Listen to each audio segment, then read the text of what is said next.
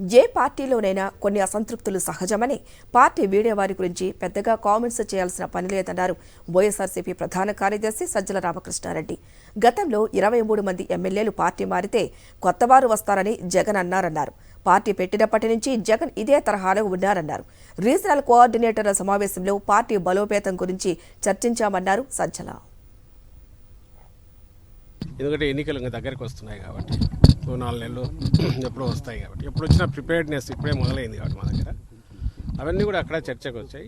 ఇప్పుడు అలాగే అభ్యర్థులు ఎక్కడైనా చేంజెస్ జరిగినవి, మార్పులు జరిగిన దగ్గర వాళ్ళను ఇంట్రడ్యూస్ చేసి వాళ్ళను మరీ బలోపేతం చేసేటట్టు పార్టీ మొత్తం వాళ్ళతో కలిసి తిండేటట్టు ఏమేం చేయాలనేది దానికి సంబంధించిన ఎక్సర్సైజ్ డిస్కషన్స్ అవి వీలైన త్వరగా పూర్తి అయిపోతుంది, నడుస్తుంది. ఎక్కడైతే అవకాశం ఉందో అక్కడ మార్పులు జరుగుతాయి.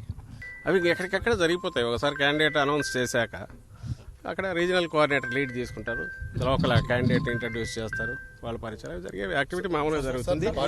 దీన్ని చూసేది ఏముంది, ఎవరు నేను దీని ప్రకారం ఉంటుంది. పార్టీ అనేది నిరంతరం జరిగేది. దీంట్లో రకరకాల వ్యక్తులు ఉంటారు, వాళ్ళ దీంట్లోకి ఆలోచనలు వేయటం వాళ్ళు మార్పులు జరుగుతుంటాయి.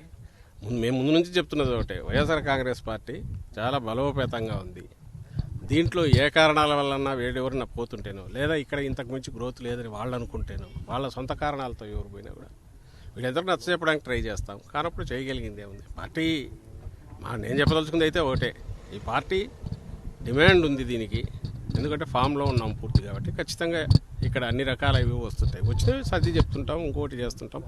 ఇమడి లేని వాళ్ళు పోతుంటారు. 23 మందిని చంద్రబాబు నాయుడు అడ్డంగా కొంటేనే అప్పుడు అపోజిషన్లో ఉండి దాని గురించి జరగని కొత్త వాళ్ళు వస్తారు, పార్టీ ఇంకా బలోపేతం అవుతుంది అనే దృష్టితోనే జగన్మోహన్ రెడ్డి గారు చూశారు. ఇలాంటి చిన్న చిన్న వాటికో దీని గురించి పెద్ద ఆలోచించాల్సిన అవసరం ఉందని కూడా మేము అనుకోవట్లేదు. ఎందుకంటే ఇంకొకరు ఎవరో వస్తారు, కానీ పోయిన వాళ్ళ గురించి కూడా మేము వాటి గురించి పెద్ద కామెంట్ చేయదలుచుకోలేదు. అలాగే ఆ మధ్య 4 సస్పెండ్ చేశాం ఎమ్మెల్సీ ఎన్నికల సందర్భంలో. ఎప్పుడైతే పార్టీ విధానాలకు తగినట్టు కుదరట్లేదు, వాళ్ళు పొసగలట్లేదు, వాళ్ళు ఉండలేకపోతున్నారు, వీళ్ళుంటే పోను ఇంకా పార్టీకి నష్టం ఇదవుతుంది అనుకున్నప్పుడు వాళ్ళ మీద యాక్షన్ కూడా తీసుకున్నాం. ఇది మీరు ఫస్ట్ పార్టీ పెట్టిన రోజు నుంచి జగన్మోహన్ రెడ్డి గారి ఆలోచన విధానం, వైఖరిని మీరు గమనిస్తే ఎప్పుడు ఇలాంటి వాటిలో ఒక్కసారి ఆ పుండు పెద్దదే ఇంకా ఇది ముందే ఏమన్నా చర్య తీసుకోవడం, లేదా వెళ్తుంటే వాళ్ళను వాళ్ళ ప్రయోజనాల కోసం వాళ్ళు వెళ్తుంటే దాన్ని కూడా అంతే బ్రాడ్ మైండ్తో చూడడం అనేది అలవాటు చేసుకున్నాం. ఇది కూడా అందులో ప్రాసెస్లో భాగం. కొత్త వాళ్ళు వస్తారు, ఎక్కడైనా జరుగుతుంది. ఇంతకుముందు మేము అనౌన్స్ చేసినప్పుడు చెప్పాము, గతంలో కూడా చెప్తున్నాం. ఒక నాయకుడితో అనుబంధం ఉన్నాక దాంట్లో చేంజ్ జరిగినప్పుడు కింద వాళ్లకు కొత్త వాళ్ళతో అడ్జస్ట్ కాగలమో లేదో అనేది ఒక డైలమా రావచ్చు. అప్పుడు ఏదైనా దాంట్లో కొంచెం అసంతృప్తులు రావచ్చు, వాళ్ళకు నచ్చ చెప్పడము. ఆ పనే చేయడానికే ఈ యంత్రాంగం అంతా ఉన్నది.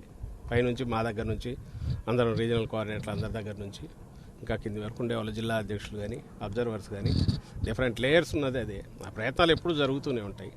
అవి చాలా వరకు సక్సెస్ అవుతాయి.